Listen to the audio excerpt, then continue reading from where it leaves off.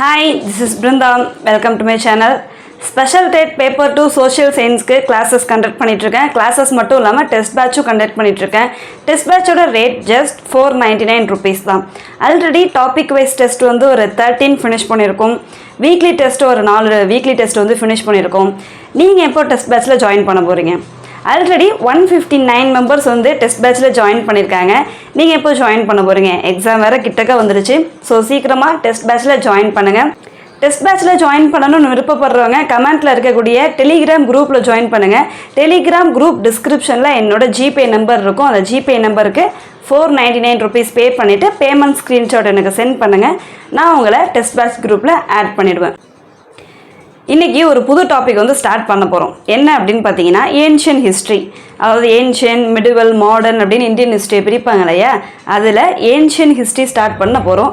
Ancient ஹிஸ்ட்ரியில் ரொம்ப முக்கியமான ஒரு தலைப்பு, என்ன தலைப்பு அப்படின்னு பார்த்தீங்கன்னா சிந்து சமவெளி நாகரிகம். சிந்து சமவெளி நாகரிகம்.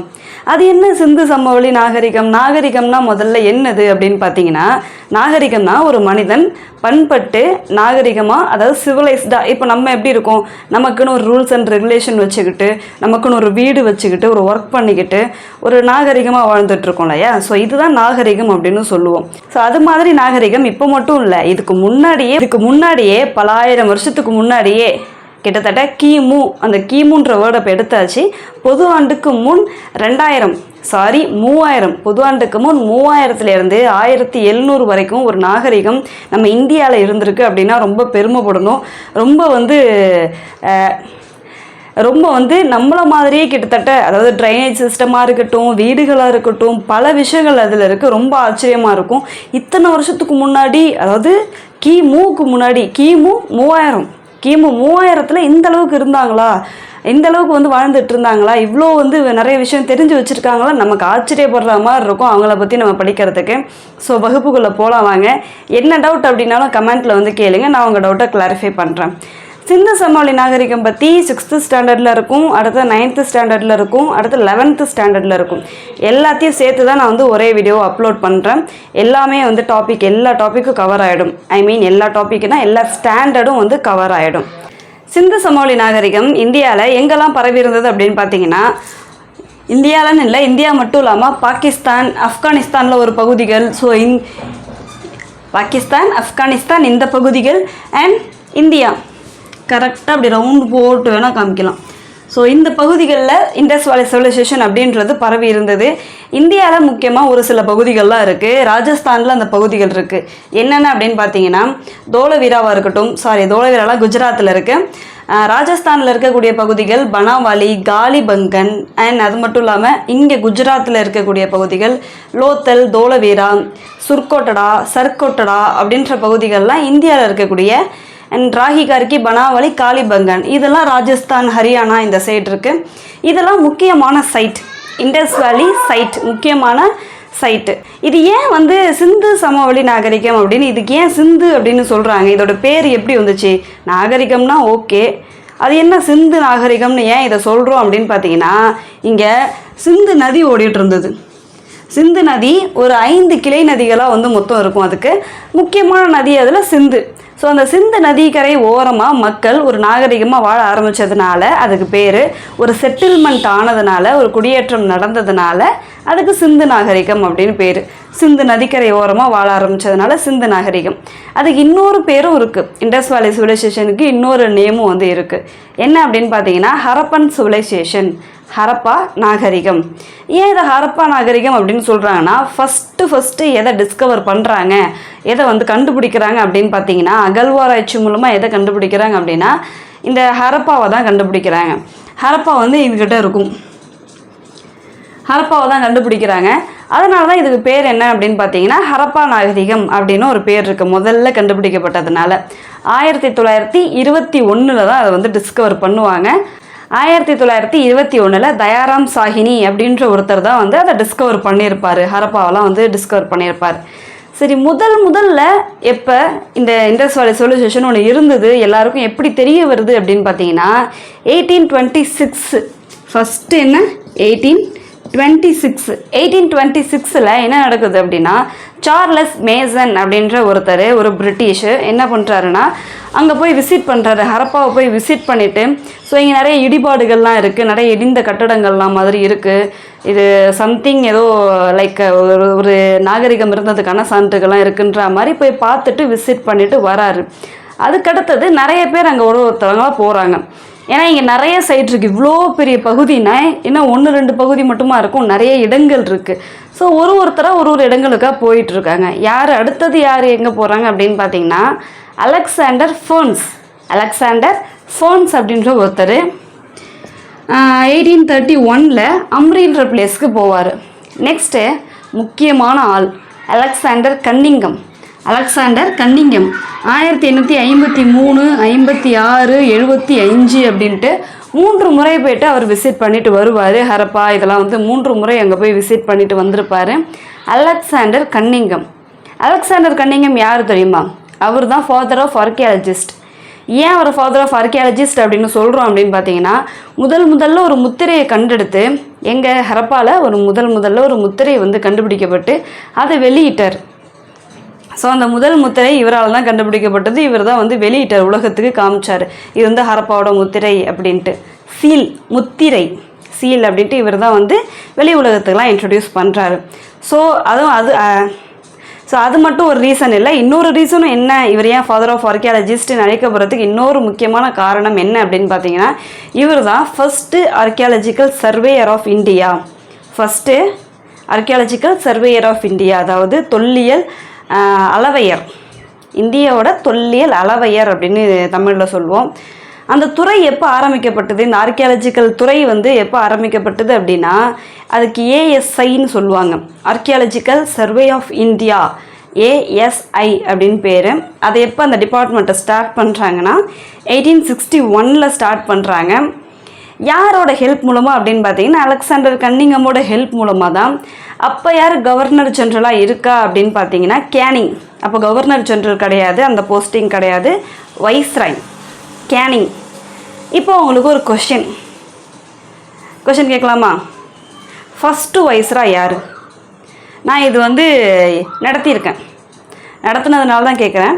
முதல் வைஸ்ராய் யார்? அண்ட் அது மட்டும் இல்லாமல் இன்னொரு கேள்வி இங்கே கேட்கணும், முதல் வைஸ்ராய் யார், கடைசி கவர்னர் ஜென்ரல் யார்? ரெண்டுத்துக்கும் ஒரே ஆன்சர் தான், கண்டுபிடிச்சிருப்பீங்கன்னு நினைக்கிறேன்.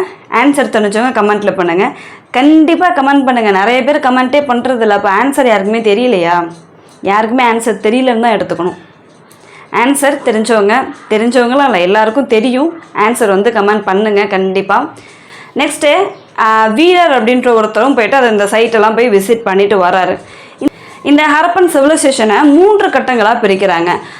ஆரம்ப காலகட்டம், அதாவது தொடக்க நிலை, இடைநிலைன்னு கூட இல்லை, முதிர்ச்சி நிலை. ஏன்னா அப்போ தான் நகர நாகரிகம்லாம் இருந்துச்சு. முதிர்ச்சி நிலை, அதுக்கடுத்தது முடிவை சந்திக்க போகுது. ஸோ முடிவுன்னு சொல்லலாம், இல்லைனா அழியக்கூடிய நிலையில் அதுக்கு அடுத்த பீரியட் இருக்குது. 3 பீரியடாக பிரிப்பாங்க. First 3000 to 2600. நம்ம 6th புக்கில் கொஞ்சம் இயர் வேறு மாதிரி இருக்குது, ஆனால் நம்ம 11th புக்கோட இயரே எடுத்துப்போம். இதையே நம்ம சோர்ஸாக எடுத்துப்போம். 2600 to 1900. சில நேரங்களில் ஆப்ஷனில் இந்த இயரை கொடுத்துருப்பாங்க. ஏன் இந்த இயரை கொடுக்குறாங்க அப்படின்னு பார்த்தீங்கன்னா, இது முதிர்ச்சி நிலை மீன்ஸ் ஒரு ஆரம்பத்தில் ஃபஸ்ட்டு எப்படி இருந்தது அப்படின்னு பார்த்தீங்கன்னா, ஆரம்பத்தில் கிராமமாக தான் இருந்தது, அதுக்கு அடுத்தது கொஞ்சமாக நகரமாக மாறுது. அதுதான் இந்த முதிர்ச்சி நிலை. இதில் தான் ஃபுல்லாக நகரமாகவே இருக்குது. அதனால் இதை மட்டும் சில நேரங்களில் ஆப்ஷனில் கொடுக்கறதுக்கு நிறைய வாய்ப்பு இருக்குது. 2600 to 1900. அடுத்தது முடிவு நிலை 1900 1700. ஓகேவா? இது 3 காலகட்டங்களாக பிரிக்கிறாங்க. இதுக்கு முன்னாடி இண்டஸ் வேலி சிவிலைசேஷன் அப்படின்னா, எடுத்த வேகத்துக்கு உடனே திடீர்னு இண்டஸ் வேலி சிவிலைசேஷன்ப்பா அப்படின்னு ஆரம்பிச்சிருவாங்களா, இல்லை மக்கள் திடீர்னு சிவிலைஸ்ட் ஆகியிருப்பாங்களான்னா இல்லை. இதுக்கு முன்னாடி என்ன காலகட்டம் அப்படின்னு பார்த்தீங்கன்னா, ரொம்ப முக்கியமான ஒரு பீரியட்.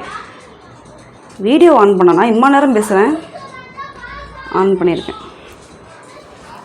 ஒரு சின்னதாக ஒரு கிளாரிஃபிகேஷன் பண்ணிக்கிட்டேன். ஸோ இதுக்கு முன்னாடி என்ன பகுதி அப்படின்னு பார்த்தீங்கன்னா, இதுக்கு முன்னாடி என்ன காலகட்டம்னா புதிய கற்காலம், நியோலித்திக் ஏஜ். புதிய கற்காலத்தில் என்ன பண்ணாங்க அப்படின்னா விவசாயம்லாம் வந்து செய்ய ஆரம்பிச்சிருப்பாங்க புதிய கற்காலத்தில். அதாவது நம்ம அந்த கற்காலத்தை எப்படிலாம் பிரிப்போம் அப்படின்னா பழைய கற்காலம், இடைக்கற்காலம், புதிய கற்காலம் அப்படின்னு பிரிப்போம். புதிய கற்காலத்தில் மக்களுக்கு விவசாயம் பற்றின அறிவு, கால்நடை வளர்க்குறத பற்றின அறிவெல்லாம் வந்துருச்சு, எல்லாம் செய்ய ஆரம்பிச்சிட்டாங்க. ஓகேவா? ஸோ அதுக்கான சான்று எங்கே இருக்குது? இங்கே இந்தியா சைடு புதிய கற்காலத்துக்கான சான்று, ஒரு முக்கியமான சான்று எங்கே இருக்குது அப்படின்னு பார்த்தீங்கன்னா மெஹர்கர் அப்படின்றது பாகிஸ்தானில் இருக்கக்கூடிய ஒரு பகுதி. மெஹர்கர் அப்படின்ற பகுதியில் புதிய கற்காலத்துக்கான ஒரு சான்று நமக்கு கிடைக்கிது. ஸோ அதுக்கு அடுத்தடுத்தது கொஞ்சம் கொஞ்சமாக சிவிலைஸ்டு ஆகிறாங்க. அது எந்த காலகட்டம், எந்த வருஷம்னு பார்த்தீங்கன்னா 7000. எந்த வருஷம்? 7000. இது எல்லாமே கிமுன்னு சொல்லணும், அப்படி இல்லைன்னா பொது ஆண்டுக்கு முன். இந்த கிமு கிபி அப்படின்றத சேஞ்ச் பண்ணிட்டாங்க. பொது ஆண்டுக்கு முன் பொது ஆண்டு அப்படின்னு மாற்றிட்டாங்க. சரியா? கிபி கிடையாது, கிபிக்கு பதிலாக பொது ஆண்டு அப்படின்னு சேஞ்ச் பண்ணிட்டாங்க. ஸோ மெஹர்கர்லலாம் என்னெல்லாம் கிடைக்கிது அப்படின்னா பல் மருத்துவம் செஞ்சதுக்கான அந்த சான்று எல்லாமும் கிடைக்கிது. அண்ட் அதுக்கடுத்தது கொஞ்சம் கொஞ்சமாக சேஞ்ச் ஆகிட்டு இருக்காங்க. மக்கள் வேளாண்மை கற்றுக்கிட்டு அடுத்து கொஞ்சம் கொஞ்சமாக சேஞ்ச் ஆகி என்னவா மாறுறாங்க, ஒரு சிவிலைஸ்டு பீப்புளாக மாறுறாங்க. இது வந்து 3 காலகட்டம். இதை வந்து ஞாபகம் வச்சுக்கோங்க, இந்த 3 வருஷத்தையும் ஞாபகம் வச்சுக்கோங்க. இந்த ஹரப்பான் மொஹஞ்சதாரோ இதெல்லாம் அகழ்வாராய்ச்சி பண்ணுறதுக்கு முக்கியமாக ஒருத்தரோட பங்கு ரொம்ப ரொம்ப முக்கியம். யாருன்னு பார்த்தீங்கன்னா உடனே அலெக்சாண்டர் கன்னிங்கம் அப்படிங்காதீங்க, அவரோட பங்கு ரொம்ப முக்கியம்தான். ஏன்னா ஃபாதர் ஆஃப் ஆர்கியாலஜிஸ்ட். அண்ட் அது மட்டும் இல்லாமல் இன்னொருத்தரும் ரொம்ப முக்கியம். யாருன்னு பார்த்தீங்கன்னா சர் ஜான் மார்ஷல்.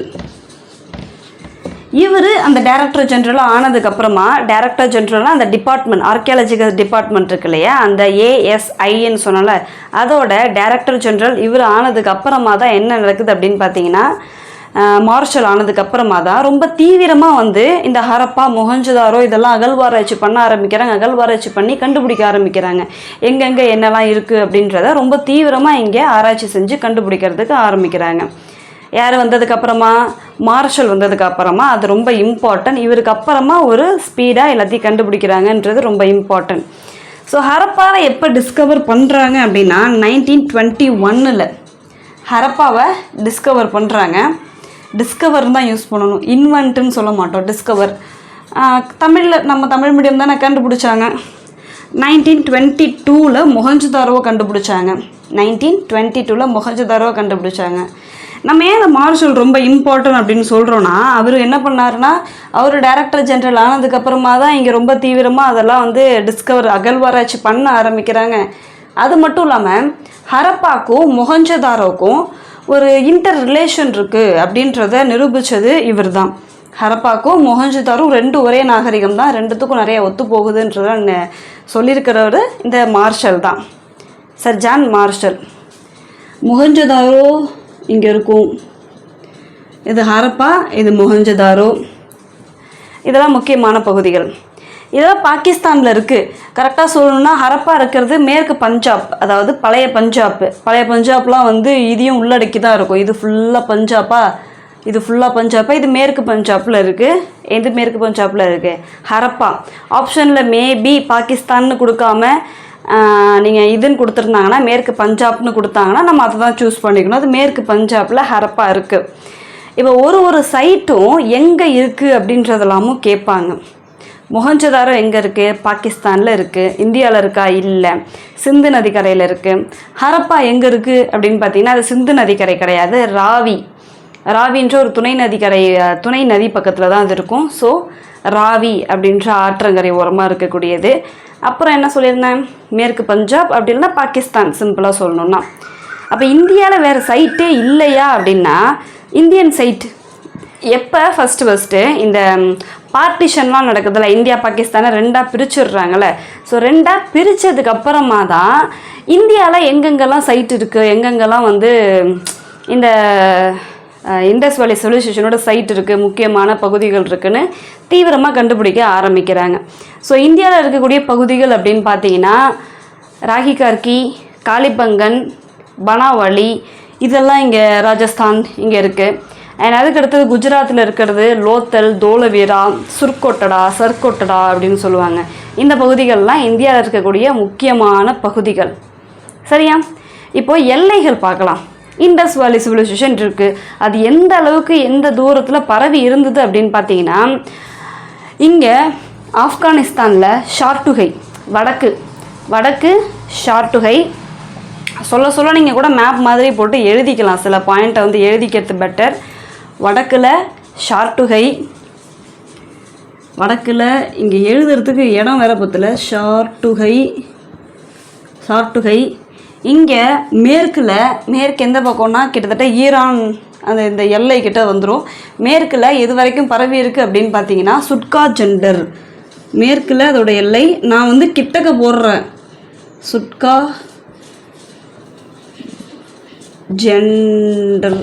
ஜெந்தர் அப்படின்ற ஒரு பகுதி. இங்கே வந்து பார்த்தீங்கன்னா யூபி கிட்ட ஆலம்கீர்பூர் அப்படின்ற பகுதி உத்தரப்பிரதேசத்தில் இருக்கக்கூடியது. கிழக்கு பக்கம் தெற்க என்னன்னு பார்த்தீங்கன்னா தைமதாபாத். இதுதான் இதோட எல்லை, வடக்கு தெற்கு கிழக்கு மேற்குன்ற இதோட எல்லைகள். அதாவது இந்த எல்லைகளில் பறந்து விரிந்திருந்தது நம்ம இண்டஸ் வேலி சிவிலைசேஷன். இண்டஸ் வேலி சிவிலைசேஷன் ஆரம்ப காலகட்டத்தில் கிராமமாக இருந்தாலும் முதிர்ச்சி அடைந்த நிலையில் அது என்னவாக இருக்குது, நகரமாக இருக்குது, நகர பண்பாடோடு இருக்குது. அண்ட் அது மட்டும் இல்லாமல் இண்டஸ் வேலி சிவிலைசேஷனை வேறு என்ன சொல்லுவாங்க அப்படின்னா வெண்கல கால பண்பாடு, வெண்கல காலம் அப்படின்னு சொல்லுவாங்க, பிரான்ஸ் ஏஜ். ஏன் இது வெண்கல காலம் அப்படின்னு சொல்கிறோன்னா, இந்த மக்களுக்கு என்ன தெரியும் அப்படின்னு பார்த்தீங்கன்னா வெண்கலத்தை தான் தெரியும். இது என்ன காலம், வெண்கல காலம். இப்போது கல்லை யூஸ் பண்ணி வெப்பன்லாம் செஞ்சுருந்தாங்கன்னா அது கற்காலம். சரியா, அது கற்காலம். இரும்பெல்லாம் கண்டுபிடிச்சிருந்தாங்க, இரும்பை யூஸ் பண்ணி ஏதோ ஒரு வெப்பன் வந்து செய்ய தெரிஞ்சிச்சு அப்படின்னா அது இரும்பு காலம்லாம் இதுக்கு அடுத்து வரக்கூடிய காலம்தான். ஸோ இவங்களுக்கு பிரான்ஸ் அப்படின்னா தெரியும். இதுக்கு முன்னாடியே காப்பர் ஏஜெலாம் இருந்துச்சு, சால்கோலித்திக், காப்பர் அதாவது செப்புக்கு அடுத்து தான் பிரான்ஸ் வருது. காப்பர் கூட ஐ திங்க் லெட்டு அதை கலந்தால் அது இன்னும் கொஞ்சம் என்ன ஆகும், பிரான்ஸாக ஆகும். அது ரொம்ப ஸ்ட்ராங்காக ஆகும், டியூரபிளாக இருக்கும், ரொம்ப நாள் கூட இருக்கும். அதுதான் பிரான்ஸு. ஸோ இவங்களுக்கு காப்பரில் லெட்டு சேர்த்தா இந்த மாதிரி வந்து பண்ண முடியும் அப்படின்றது டெக்னாலஜியெல்லாம் தெரிஞ்சிருக்கு. அண்ட் இவங்க என்ன பண்ணுறாங்க, பிரான்ஸில் பாத்திரங்களாக இருக்கட்டும் அண்ட் வேறு என்னெல்லாம் செஞ்சுருந்தாங்க, ஆயுதங்களாக இருக்கட்டும். இதெல்லாம் ஆயுதங்கள் கிடைச்சதுக்கு அந்தளவுக்கு சான்றுகள் கிடையாது. பாத்திரங்கள்லாம் சிலது கிடைச்சிருக்கு, மணிகள் கிடைச்சிருக்கு. பிரான்ஸில் வந்து வேறு என்ன, முத்திரைகள் கிடைச்சிருக்கு, சீல்ஸ் முத்திரைகள் கிடைச்சிருக்கு.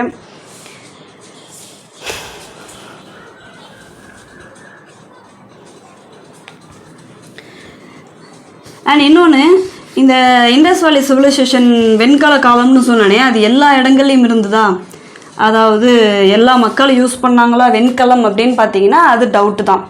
அது வந்து கொஞ்சம் பணக்காரவங்க யூஸ் பண்ணக்கூடிய ஒரு பொருளாக தான் இருந்தது பிரான்ஸ். பட் பிரான்ஸ் அவங்களுக்கு தெரிஞ்சிருக்கு, அதனால் இதை நம்ம வெண்கல காலம் தான் சொல்லணும். இந்த சிந்து சமவெளி நாகரிகத்தை ரெண்டாக இது பண்ணுவாங்க, அப்பர் டவுன், லோயர் டவுன். அதாவது மேல் நகரம், கீழ் நகரம்னு சொல்லுவோம்.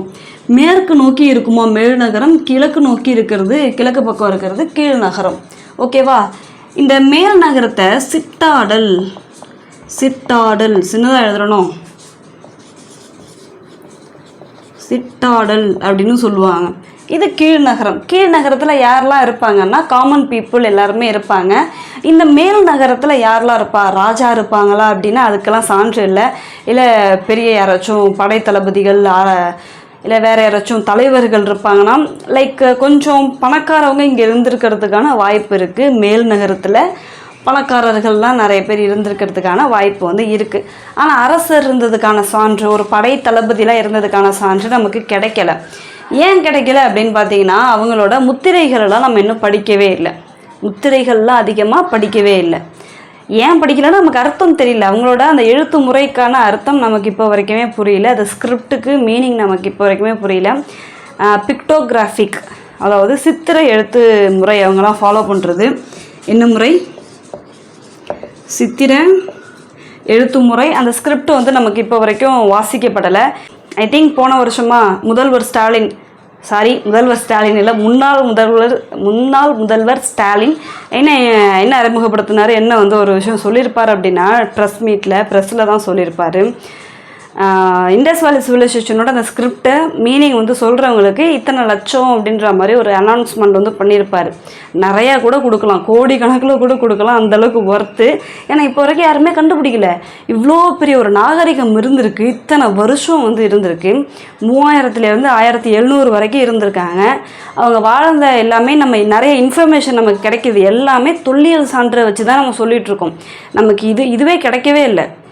லைக் முத்திரை இருக்குது, அவங்க எழுதுனதெல்லாம் இருக்குது, அர்த்தம் கண்டுபிடிக்கல நம்ம இப்போ வரைக்கும். அந்த எழுத்தெல்லாம் வச்சுக்கிட்டு என்ன பண்ணுறது, அர்த்தம் யாருக்குமே தெரியல. அண்ட் அவங்க இன்னொரு இது எழுதுவாங்க, நம்ம எப்படி இப்படி எழுதிட்டு போவோமோ அதே மாதிரி இப்படி எழுதுவாங்க. திரும்ப நம்ம என்ன பண்ணுவோம், இந்த பக்கமாக எழுதுவோம். அப்படி இல்லை, அவங்க எப்படி எழுதுவாங்க அப்படின்னு பார்த்தீங்கன்னா இந்த பக்கமாக திரும்பி எழுதிட்டு வருவாங்க. திரும்பி இப்படி போகும், திரும்ப இப்படி ரிட்டன் இப்படி வரும். ஸோ இது மாதிரி வந்து கிட்டத்தட்ட இது மாதிரி எழுதுறது யார், இந்த உருது லாங்குவேஜ் இஸ்லாமியர்கள், அந்த அவங்களோட லாங்குவேஜஸ் கிட்டத்தட்ட இப்படி தான் இருக்கும்னு நான் நினைக்கிறேன். அவங்க இப்படி தான் வந்து எழுதுவாங்க. ஸோ அது மாதிரி தான் இவங்களும் வந்து ஃபாலோ பண்ணியிருக்காங்க. அவங்கள பார்த்து இல்லை, இவங்க முன்னாடியே பல வருஷத்துக்கு முன்னாடியே எழுத ஆரம்பிச்சிட்டாங்க. இப்போ மேப்பில் வந்து காமிக்கிறேன் பாருங்கள். இதெல்லாம் முக்கியமான சைட் எது அப்படின்னு பார்த்தீங்கன்னா லோத்தலாக இருக்கட்டும், தோலவீராவாக இருக்கட்டும், அண்ட் சுர்கோட்டடா, சர்கோட்டடா, பனாவலி, ராகி கார்கி, காளிபங்கன், இதெல்லாம் இந்தியாவில் இருக்கக்கூடிய சைட். ஸோ இதை கொடுத்து கேட்பாங்க, காளிபங்கன் எங்கே இருக்குது, ராஜஸ்தானில் இருக்குது. ராகி கார்கி ராஜஸ்தான்னு சொல்கிறாங்க, அதை ஹரியானான்னு சொல்கிறாங்க. ஸோ ஹரியானாவில் இருக்குது, 11th புக்கில் ஹரியானாவில் இருக்குது. அதுக்கடுத்தது லோத்தல், தோலவீரா, இதெல்லாம் குஜராத்தில் இருக்குது. இது வந்து ஒரு நகர நாகரிகம்னு சொல்கிறேன்னே. நகரம் அப்படின்னா என்ன, நமக்கு வந்து நகரம் அப்படின்னாலே, சிட்டி அப்படின்னாலே முதல்ல ஞாபகம் வருது சென்னை. அதை விடலாம் சூப்பராகவே அந்த காலத்தில் வந்து இருந்திருக்காங்க. கிட்டத்தட்ட ஃபஸ்ட்டு ஃப்ளோர் வரைக்கும் வீடு, கிரவுண்ட் ஃப்ளோர், ஃபஸ்ட்டு ஃப்ளோர் வந்து வீடு கட்டியிருந்திருக்காங்க. அண்ட் ரொம்ப முக்கியமாக எல்லா வீடுகள்லேயும் கிணறு இருந்திருக்கு, ட்ரைனேஜ் சிஸ்டம் இருந்திருக்கு. நான் ஃபோட்டோஸ்லாம் கண்டிப்பாக ஆட் பண்ணிட்டே வரேன், நீங்கள் வந்து கவனிச்சிட்டே வாங்க. ஃபோட்டோஸ் நான் ஆட் பண்ணுறேன். ட்ரைனேஜ் சிஸ்டம் இருந்திருக்கு. நம்மலாம் இப்போ என்னத்தை ஃபாலோ பண்ணுறோம், எங்கள் ஊரில் வந்து ட்ரைனேஜ் அப்பப்போ உடச்சிக்கிட்டு உள்ளார போகுது. இந்த இவ்வளோ சிஸ்டம் வந்து டெவலப் ஆகும், டெக்னாலஜி டெவலப் ஆகும். ஆனால் அவங்க அந்த காலத்தில் ஓரளவு அவங்களுக்கு இருந்த அறிவுப்படி ட்ரைனேஜ் சிஸ்டம்லாம் ஃபாலோ பண்ணியிருக்காங்க. அண்ட் அது மட்டும் இல்லாமல் தெருக்கள் எப்படி இருக்குன்னா ஒரு சட்டக வடிவமைப்பில் இருக்கும். சட்டக வடிவமைப்பு அப்படின்னா இப்படி வருதா, இப்படி ஒரு ரோடு போதா, இப்படி ஒரு ரோடு போதா, திரும்ப இப்படி ஒரு ரோடு போதா, ரொம்ப நேரோவாக குறுக்கு வெட்டு அப்படின்னு சொல்லுவாங்க. கிரிட்டு சிஸ்டம்னு கரெக்டாக சொல்லணும். சட்டக வடிவமைப்புன்னு சொல்லாமல் கிரிட்டு சிஸ்டம். ரொம்ப ஸ்ட்ரைட்டாக போய்ட்டு நம்மலாம் இப்போ வளைவு இதெல்லாம் இருக்கலாம், அந்த மாதிரி இல்லாமல் ரொம்ப ஸ்ட்ரைட்டாக திரும்புகிற மாதிரியான ஒரு ரோடு சிஸ்டம்லாம் இருந்திருக்கு. கிரிட்டு சிஸ்டம்னு சொல்லுவாங்க. கிணறுகள் இருந்திருக்கு. கிரேட் பாத் அப்படின்ற ஒரு முக்கியமான ஒரு விஷயம், அதாவது பெருங்குளம். இப்போல்லாம் என்ன தெப்ப குளம் இருக்குது, அப்போயே குளம் இருந்திருக்கு. குளத்தில் வந்து அது எல்லா நேரங்கள்லையும் போய் நீராடலாம் இல்லை, ஏதாச்சும் வந்து ஃபங்க்ஷன் அப்படின்ற டைமில் மட்டும் அங்கே போய் நீராடலாமும் நடந்திருக்கு பெருங்குளத்தில். அந்த பெருங்குளம் எங்கே கண்டுபிடிச்சிருக்காங்க அப்படின்னு பார்த்தீங்கன்னா மொஹஞ்சதாரோவில் பெருங்குளம் இருந்ததுக்கான சான்று. அந்த பெருங்குளத்தை ஒட்டி லைக் என்னென்னா கேர்ள்ஸ் வந்து ட்ரெஸ் மாற்றிக்கிறதுக்கான ரூம்ஸ் இருக்குது.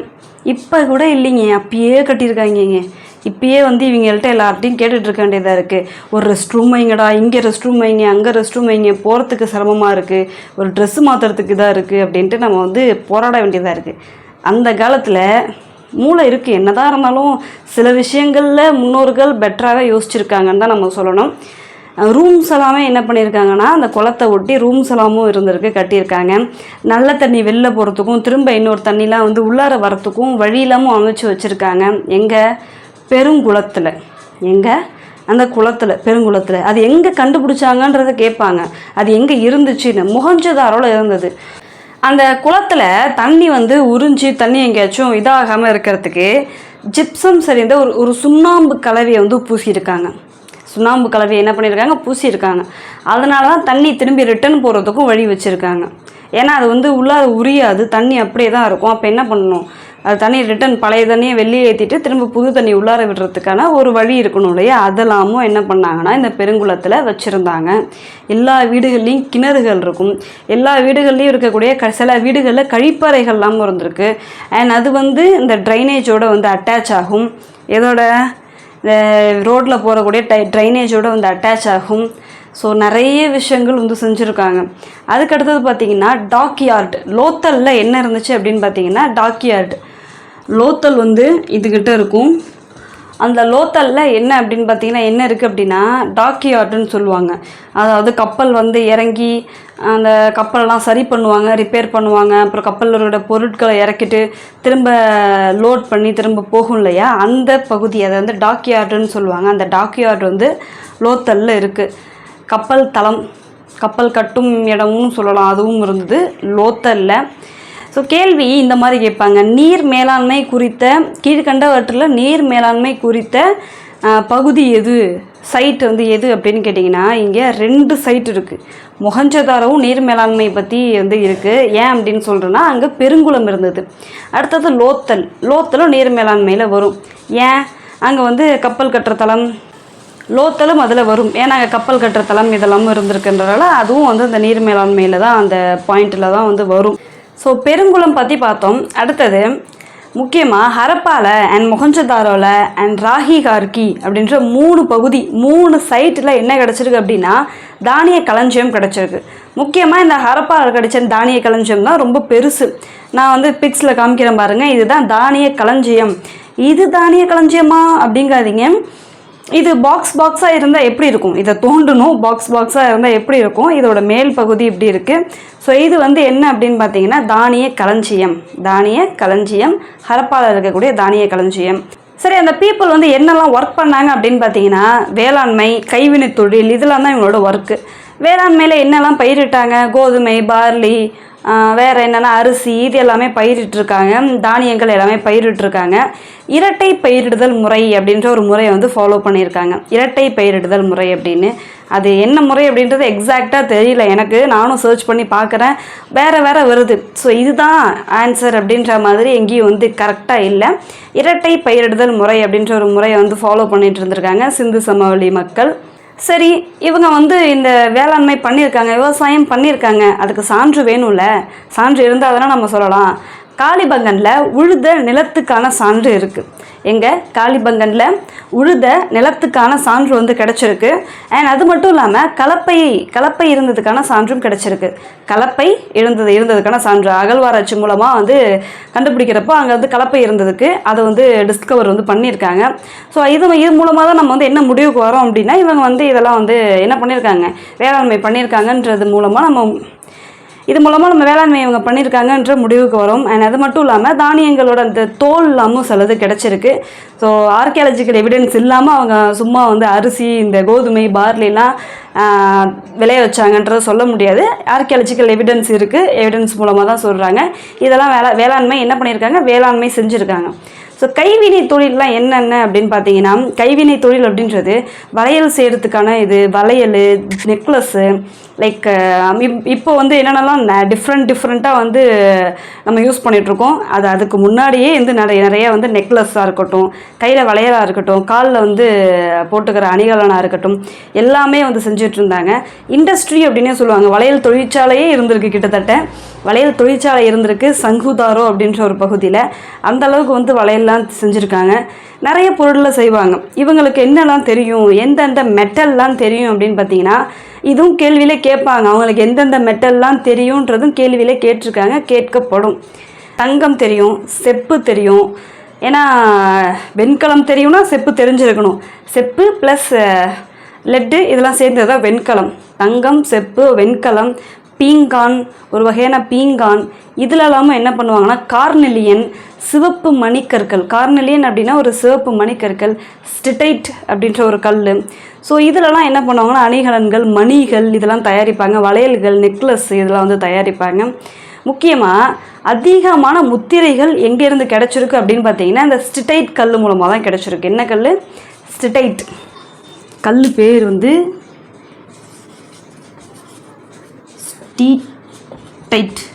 ஸ்டிடைட் அப்படின்றது ஒரு நுரைக்கல். இந்த நுரைக்கல் மூலமாக தான் என்ன பண்ணியிருக்காங்கன்னா அதிகமான முத்திரைகள் வந்து செஞ்சுருக்காங்க. செப்பில் அப்போ செய்யலையா அப்படின்னா செம்புலேயும் செஞ்சுருக்காங்க, காப்பர்லேயும் முத்திரைகள்லாம் அச்சடிச்சிருக்காங்க. ஆனால் அதிகமாக ஸ்டிடைட் கல்லில் தான் என்ன பண்ணியிருக்காங்கன்னா முத்திரைகள் அச்சடிச்சிருக்காங்க. ஸோ அவங்களுக்கு என்னென்ன அந்த உலோகம் தெரியும் அப்படின்றதும் கேட்பாங்க. அவங்களுக்கு இரும்பு தெரியாது. நான் இங்கே வந்து இரும்பை மென்ஷனே பண்ணல, அவங்களுக்கு இரும்பு தெரியவே தெரியாது. ஸோ கேள்வியில் கேட்பாங்க டெஸ்ட் பண்ணி அவங்களுக்கு இரும்பு தெரியுமா அப்படின்ட்டுலாம் கூற்று காரணத்தில் இந்த வாக்கியங்கள் கொடுத்து சரியாக தவறா இதெல்லாம் கேட்கும்போது அதை வந்து கேட்குறதுக்கு நிறைய வாய்ப்பு இருக்குது, அவங்களுக்கு இரும்பு அறிந்திருந்தனரா அப்படின்ட்டு. அண்ட் அது மட்டும் இல்லாமல் அவங்களுக்கு குதிரையும் தெரியாது, குதிரையை பற்றி. அண்ட் அது மட்டும் இல்லாமல் அவங்களுக்கு வந்து குதிரையும் தெரியாது, ஹார்ஸ் அதுவும் வந்து அவங்களுக்கு தெரியாது. இந்த இரும்பு ஹார்ஸ் இதெல்லாம் யாருக்கு தெரியும்னா இவங்களுக்கு அடுத்து வந்த வேத கால மக்களுக்கு தெரியும், வேதிக் பீப்புளுக்கு தெரியும், இவங்களுக்கு தெரியாது. சரி, இந்த அணிகலன்கள்லாம் செய்கிறாங்களே எதுக்கு இவங்க இந்த பீப்புள் வந்து வேர் பண்ணிக்கிறதுக்கு அணிஞ்சுக்கிறதுக்கு தான் வந்து இவ்வளோ அணிகலன்கள் டிஃப்ரெண்ட்டாக பியூட்டிஃபுல்லாக செஞ்சிட்ருக்காங்களான்னா, மெனக்கட்டு ஒருத்தன் செய்கிறான்னா அதை ஏற்றுமதி பண்ணுவான்ல. எங்கேருந்து திரும்ப ஏற்றுமதி பண்ணியிருக்காங்க, இங்கேருந்து இந்தியாவிலேருந்து இந்த இண்டஸ் வேலி சிவிலைசேஷன் இந்த பகுதியிலேருந்து மெசபடோமியாவுக்கு ஏற்றுமதி பண்ணியிருக்காங்க. மெசபடோமியானா அது ஒரு நதிக்கரை நாகரிகம், யூப்ரட்டிஸ் அண்ட் டைகரிஸ் அப்படின்ற நதிக்கரை ஓரமாக இருந்த ஒரு நாகரிகம் அந்த மெசபடோமியா நாகரிகம். நான் வேணால் வேர்ல்டு மேப்பில் காமிக்கிறேன் பாருங்கள். இந்தியா எங்கே இருக்குது, மெசபடோமியா எங்கே இருக்குது, இங்கேருந்து அங்கே என்ன பண்ணியிருக்காங்க அப்படின்னு பார்த்தீங்கன்னா அணிகலன்களாக இருக்கட்டும், ஜாடிகளாக இருக்கட்டும், பீங்கானில் செஞ்ச ஜாடிகளாக இருக்கட்டும், நிறைய பொருட்களை இங்கேருந்து அங்கே ஏற்றுமதியெல்லாம் பண்ணியிருக்காங்க. அண்ட் இதெல்லாம் நமக்கு எப்படி தெரிய வருது அப்படின்னு பார்த்தீங்கன்னா கியூனிஃபார்ம் அப்படின்ற ஒரு கல்வெட்டு. என்ன கல்வெட்டு?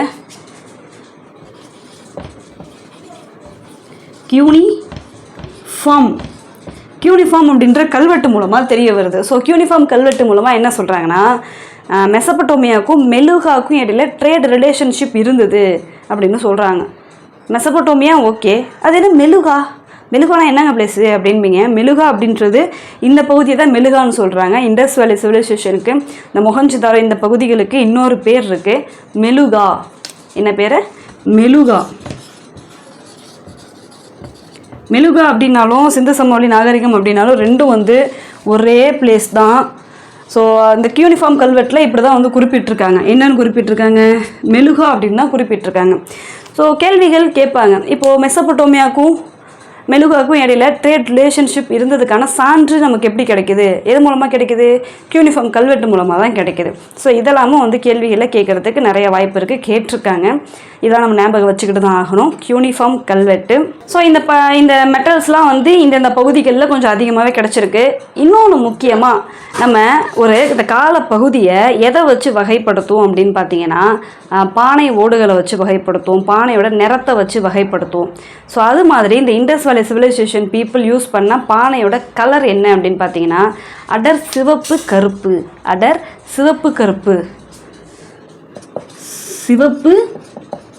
கருப்பு பானைகளை யூஸ் பண்ணியிருக்காங்க.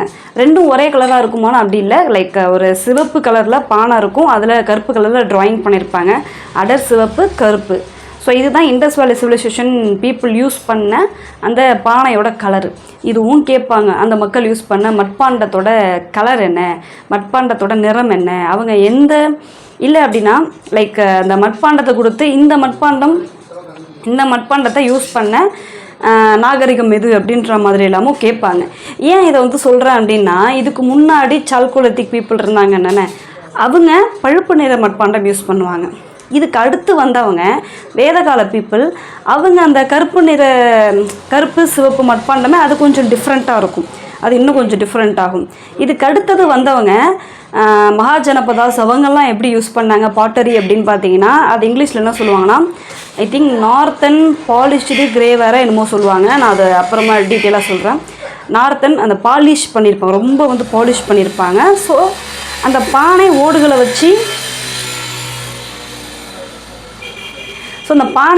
வச்சு இந்த காலகட்டம் தான் அப்படின்னு வகைப்படுத்தவும் செய்வாங்க. அதனால் நம்ம இதை வந்து தெரிஞ்சுக்கணும். இது அடர் சிவப்பு கருப்பு பானை மட்பாண்டம் யூஸ் பண்ண காலகட்டம். அந்த பானைகளில் டிசைன்ஸ் நிறைய போட்டிருக்காங்க. என்னென்ன மாதிரி டிசைன்ஸ்லாம் பாருங்கள், செதில்கள், மீனோட செதில் மாதிரி போடுறது, லைக் இல்லைனா வந்து ஏதாச்சும் பேர்ட்ஸ் வந்து வரைகிறது, அனிமல் வரைகிறது, இது மாதிரி நிறைய டிசைன்ஸ் வந்து வரைஞ்சிருக்காங்க. அரச இலை வந்து வரைகிறது, அது மாதிரி நிறைய டிசைன் இல்லாமல் வரைஞ்சிருக்காங்க. ட்ராயிங் ரொம்ப ஆர்டிஸ்டிக் பர்சனாக இருந்திருக்காங்க போல். ஹரப்பாவில் ரோரி செட்டால் செய்யப்பட்ட ஒரு கத்தி இல்லாமல் கிடச்சிருக்கு. அது என்ன ரோரி செட் அப்படின்னு பார்த்தீங்கன்னா ரோரி அப்படின்றது ஒரு பகுதி, அங்கே கிடைச்ச படிவு பாறையில் செய்யப்பட்ட கத்தி அப்படின்றதுனால அது ரோரி செட்டு.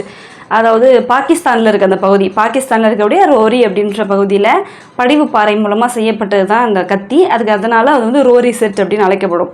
ஸோ இன்னொன்று முக்கியமாக, இது அரசர் ஆட்சி பண்ணாங்களா, இல்லை ஒரு குழு ஆட்சி பண்ணிச்சா, இல்லை ஏதாச்சும் மத தலைவர்கள் ஆட்சி பண்ணாங்களா, இல்லை வந்து ஆர்மிலாம் பெரிய லெவலில் இருந்ததா அப்படின்றதுக்கான எந்த சான்றுகளும் இல்லை. ஆனால் அவங்க வழிபட்டிருக்காங்க, இயற்கையை வழிபட்டிருக்காங்க, அண்ட் பெண் தெய்வத்தை வழிபட்டிருக்காங்க. இதை வந்து பெண் தெய்வ வழிபாடுன்னு சொல்லலாம், இல்லை தாய் தெய்வ வழிபாடு, தாய் வழி வழிபாடு கரெக்டாக சொல்லணும்னா தாய் தெய்வ வழிபாடுன்னு சொல்லுவாங்க. பட் அவங்க இயற்கையை வழிபட்டிருக்காங்க, பெண் தெய்வத்தை வழிபட்டிருக்காங்க, பெண் தெய்வ வழிபாடு வந்து இருந்திருக்கு, அதுக்கான உருவங்கள் எல்லாமும் வந்து நமக்கு கிடச்சிருக்கு. ஆனால் அவங்க வந்து வேறு ஏதாச்சும் சாமி வந்து வழிபட்டாங்களா, இல்லைனா வந்து கோவில் மாதிரி கட்டினாங்களா அப்படின்றதுக்கான சான்று எதுவுமே இல்லை.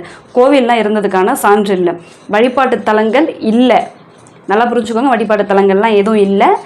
பெண் தெய்வ வழிபாடு இருந்திருக்கு, இயற்கையை வந்து வழிபட்டிருக்காங்க, இயற்கையை வழிபட்டிருக்காங்க. அண்ட் பீடம், அதாவது பலி கொடுக்குற ஹேபிட்டும் அவங்களுக்கு வந்து இருந்திருக்கு, பழக்கமும் இருந்திருக்கு. பலி கொடுக்கறது, ஏதாச்சும் நெருப்பில் பலி கொடுக்கறது, அது மாதிரி இல்லாமல் இருந்திருக்கு. ஏன்னா அந்த பலி பீடங்கள், நெருப்பு குண்டம் இருக்குல்ல, அந்த நெருப்பு குண்டம் இதெல்லாமும் கிடச்சிருக்கு. எங்கன்னா காளிபங்கனில் கிடச்சிருக்கு. காளிபங்கனில் நெருப்பு குண்டம்லாம் கிடச்சிருக்கு, ஏதாவது பூஜை பண்ணுவாங்க இல்லையா, அது மாதிரி நெருப்பு குண்டம், பலி பீடம் இதெல்லாம் காளிபங்கனில் வந்து கிடச்சிருக்கு. அது மூலமாக நமக்கு என்ன தெரியுது, அவங்களுக்கு ஓகே ஒரு சில வந்து இந்த நம்பிக்கைகள்லாம் இருந்திருக்கு, ஃபாலோ பண்ணியிருக்காங்க அப்படின்றது தெரிய வருது. என்ன மாதிரிலாம் ட்ரெஸ் போட்டிருந்தாங்க, ஏன்னா அது வந்து அவங்க ட்ரெஸ்ஸு போட்டிருந்தாங்களா, ஏன்னா அது வந்து இத்தனை வருஷம் காலத்துக்கு முன்னாடி, பொது ஆண்டு 3000 வருஷத்தில் வாழ்ந்தவங்களாச்சே, அவங்களாம் ட்ரெஸ் போட்டிருந்தாங்களா, எப்படிலாம் இருந்தாங்க அப்படின்னு பார்த்தீங்கன்னா, இவ்வளோ சூப்பர் அணிகலன்கள்லாம் அணிஞ்சவங்க ட்ரெஸ்ஸு போட்டிருக்க மாட்டாங்களா. மேலாடை கீழாடை அப்படின்னு 2 ஆடையும் வந்து அவங்க அணிஞ்சிருந்தாங்க. பருத்தி ஃபஸ்ட்டு பருத்தி வந்து என்ன பண்ணியிருக்காங்கன்னா, பருத்தியில் காட்டனில் ட்ரெஸ்ஸு தைச்சி போட்டிருந்துருக்காங்க. நம்மளோட இந்த இண்டஸ் வேலி பீப்புள் பருத்தியில் ட்ரெஸ்ஸு தைச்சி போட்டிருந்துருக்காங்க. மேலாடை கீழாடை இதெல்லாமும் அணிஞ்சிருந்துருக்காங்க அவங்க. அதுக்கான சான்றுகள் எல்லாமும் கிடைக்க வருது. அண்ட் முக்கியமாக இங்கே ஒரு சிலை பாருங்களேன். இந்த சிலை ஸ்டெடைட் கல்லால் செய்யப்பட்ட சிலை எங்கே கிடைக்குதுன்னா மொஹஞ்சதாரோவில் கிடைக்கிது. இது ஒரு மத குருவோட சிலையாக இருக்கலாம், அப்படி இல்லைனா ஒரு படை தளபதி தலைவர் அது மாதிரி, இல்லை ஒரு முக்கிய நபரோட சிலையாக இருக்கலாம் அப்படின்னு சொல்கிறாங்க. இன்னும் ஒரு ஃபைனல் ரிசல்ட்டுக்கு வந்து வரல. அந்த சிலையோட இந்த சைடு லெஃப்ட் சைடு அங்கே வந்து ஒரு ஷால் மாதிரி அவர் போட்டிருக்காரு பாருங்கள். அந்த ஷால் வந்து எவ்வளோ பூ வேலைப்பாடுகளோடு இருக்குது. அப்போ அந்த மாதிரி ஷாலு அவங்க போட்டிருந்துருக்காங்க. அந்த ஷால் அந்தளவுக்கு சூப்பராக அவங்க வந்து வேர் பண்ணியிருந்துருக்காங்க. அதை தான் இவங்க கல்லில் செதுக்கியிருக்காங்க. அந்தளவுக்கு வந்து நல்லா இருந்திருக்கு இண்டஸ் வேலி பீப்புளோட ட்ரெஸ்ஸிங் சென்ஸ். நம்மளோட சூப்பராக ட்ரெஸ் போடுவாங்க எவ்வளோ இருக்குது, நம்மளாம் கூட நல்லாவே போட மாட்டோம். அவங்க சூப்பராக ட்ரெஸ் போட்டிருந்துருக்காங்க, காட்டனில் இந்த அளவுக்கு சூப்பராக செஞ்சு போட்டிருந்துருக்காங்க. அண்ட் அது மட்டும் இல்லாமல் மொஹஞ்சதாரோவில் இன்னொரு ஸ்டாச்சுவும் கிடைக்கிது, இன்னொரு சிலையும் கிடைக்கிது. இதை வந்து மார்ஷல் பார்த்துட்டு, இது வந்து இத்தனை 1000 வருஷத்துக்கு முன்னாடி செய்யப்பட்ட சிலைன்னு என்னால் நம்ப முடியலங்க அப்படின்னு அவர் வாயடிச்சு போய் நிற்கிறாரு. அது மாதிரியான ஒரு சிலை என்ன அப்படின்னு பார்த்தீங்கன்னா, ஒரு பெண் உருவ சிலை, பிரான்ஸில் செய்யப்பட்டது, வெண்கலத்தால் செஞ்ச ஒரு சிலை, பாலிஷ் பண்ணி இந்த அளவுக்கு சூப்பராக இப்போ வரைக்கும் இருக்குது. அவங்க கையில் இங்கேருந்து இங்கே வரைக்கும் வளையல் போட்டிருப்பாங்க பாருங்கள், அவ்வளோ வளையல் போட்டிருப்பாங்க அந்த பெண். அது நடனம் ஆடும் பெண் அப்படின்னு இவங்க வந்து சொல்கிறாங்க. இப்போதைக்கு வந்து அந்த பெண்ணை என்ன சொல்கிறாங்கன்னா, அவங்க நடனம் ஆடும் பெண்ணாக இருக்கலாம் அப்படின்னு. நடனமாடும் பெண்ணுன்னு தான் கேள்விகள்லையும் கேட்பாங்க. நடனமாடும் பெண் சிலை எங்கே கிடைக்கப்பட்டது அப்படின்னு தான் கேள்விகளில் வரும். மொஹஞ்சதாரோவில் கிடைச்சது நடனமாடும் பெண் அண்ட் ஸ்டெடைட் கல்லால் செய்யப்பட்ட மதகுரு சிலைன்னு தான் கேட்பாங்க. அந்த மதகுரு சிலை 2மே மொஹஞ்சதாரோவில் தான் கிடைக்கப்பட்டுச்சு. இன்னொன்று நிறைய முத்திரைகள் வந்து இருந்திருக்கு. ஸ்டெடைட் கல்லால் செஞ்ச முத்திரையாக இருக்கட்டும், செம்பில் செஞ்ச முத்திரையாக இருக்கட்டும், வெண்கலத்தில் செஞ்ச முத்திரையாக இருக்கட்டும், நிறைய முத்திரைகள் வந்து கிடச்சிருக்கு. ஸோ இப்போது இதுதான் வந்து காயினாக யூஸ் பண்ணியிருப்பாங்களா, இத்தனை முத்திரைகள் இருக்குது, இதெல்லாம் வந்து காயினாக யூஸ் பண்ணியிருப்பாங்களா அப்படின்னா அப்படி கிடையாது. அது ஒரு ஐடி கார்டு மாதிரி, கிட்டத்தட்ட ஒரு ட்ரேடு பண்ணுறாங்கன்னா அது ஒரு ஐடி கார்டு மாதிரி யூஸ் பண்ணியிருக்காங்க. அது வந்து காயின்லாம் கிடையாது, பண்டமாற்று முறை தான் யூஸ் பண்ணியிருந்திருக்காங்க, நாணயங்கள்லாம் அப்போ கிடையாது. ஸோ இது ஒரு ஐடி கார்டு மாதிரி, லைக் இதை வச்சுக்கிட்டு எங்கன்னா போயிட்டு வர்றது அதெல்லாமும் இருந்திருக்கும். அந்த முத்திரைகளில் நிறைய எழுத்துக்கள்லாம் இருக்குது பாருங்கள், இதுதான் இவங்களோட ஸ்கிரிப்டு. நம்ம அதை இப்போ வரைக்கும் நம்மளால் அதை வாசிக்க முடியல, என்ன எழுதியிருக்காங்கன்றது நம்மளால் அந்தளவுக்கு படிக்க முடியல எல்லாத்தையும். நிறைய ஆனால் ஸ்கிரிப்டை ஆவணப்படுத்தி வச்சுருக்காங்க, இப்படி தான் இது இருக்குது அப்படின்றத. ஏன்னா அழிஞ்சிரும் இல்லையா, அதெல்லாம் அழிஞ்சிரும், அதெல்லாம் குறிப்பு எடுத்து அதை வந்து ஆவணப்படுத்தி வைப்பாங்க.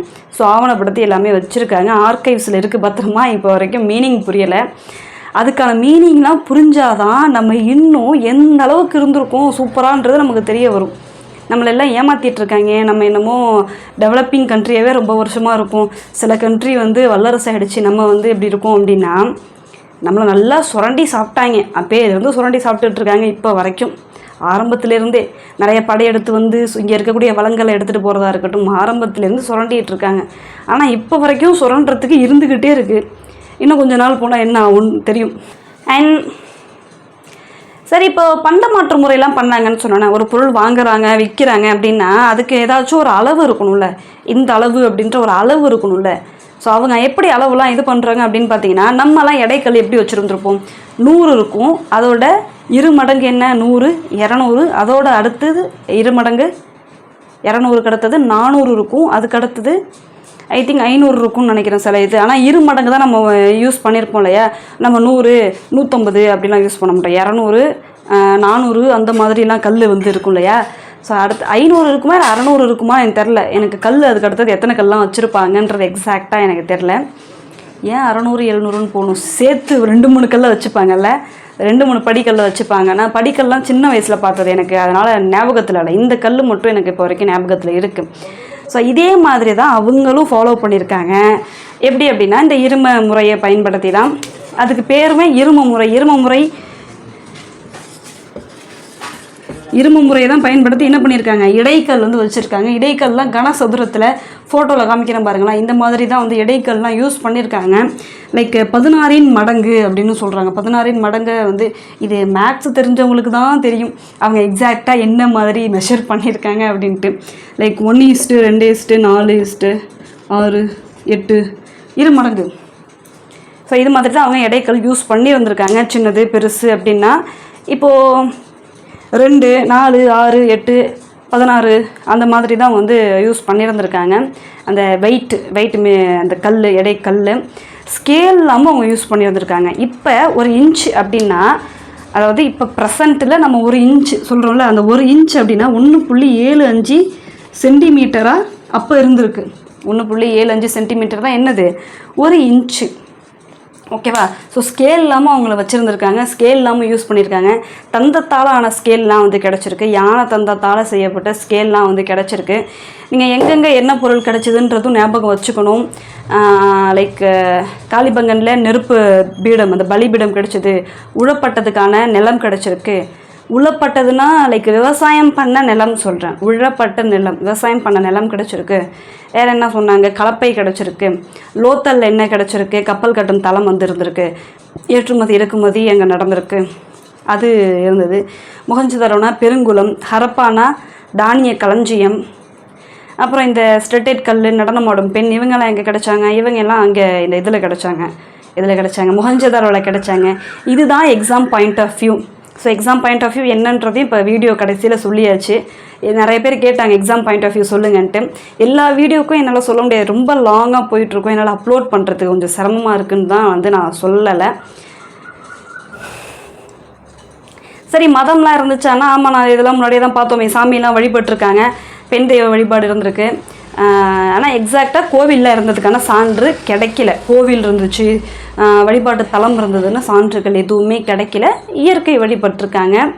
அது மட்டும் இல்லாமல் இந்த இறந்து போகிறாங்கள புதைக்கிற பழக்கமும் இருந்திருக்கு. இறந்து போகிறவங்கள புதைக்கிற பழக்கமும் இருந்திருக்கு, எரிக்கிற பழக்கமும் இருந்திருக்கு, ரெண்டுமே இருக்குது. சில இடங்கள்லாம் கூட்டமாக போட்டுலாம் புதைச்சி வச்சுருக்காங்க. ஏன் அப்படின்னா ஏதாச்சும் நோய் பரவி இருக்கும், லைக் நிறைய நோய் பரவி இருக்கும், நிறைய பேர் இறந்து போயிருப்பாங்க ஒரே டைமில், நிறைய எலும்பு கூட ஒரே இடத்துல கும்பலாக கிடைக்குது. ஸோ ஒரே இடங்களில் நிறைய பேர் வந்து போட்டு புதைச்சிருக்காங்க. கப்புள்ஸாக வந்து போட்டு புதைச்சிருக்காங்க. கப்புள்ஸ்னால் பெண் ஆண் 2 பேரையும் சேர்த்து புதைச்சிருக்காங்க. 2 பேரும் சேர்ந்து இறந்தாங்களா, இல்லைனா வந்து இவங்க இறந்தோன்னா இவங்களையும் சேர்த்து புதைச்சிட்டாங்களா அப்படின்றது தெரியல. ஆனால் அந்தளவுக்கு அவங்க மூட நம்பிக்கையெல்லாம் ஃபாலோ பண்ண மாதிரி எதுவுமே நமக்கு இப்போ வரைக்கும் சான்றுகள்லாம் கிடைக்கல சொல்கிறேன். ஸோ 2 பேரும் சேர்த்து இல்லாமல் புதைச்சிருக்காங்க.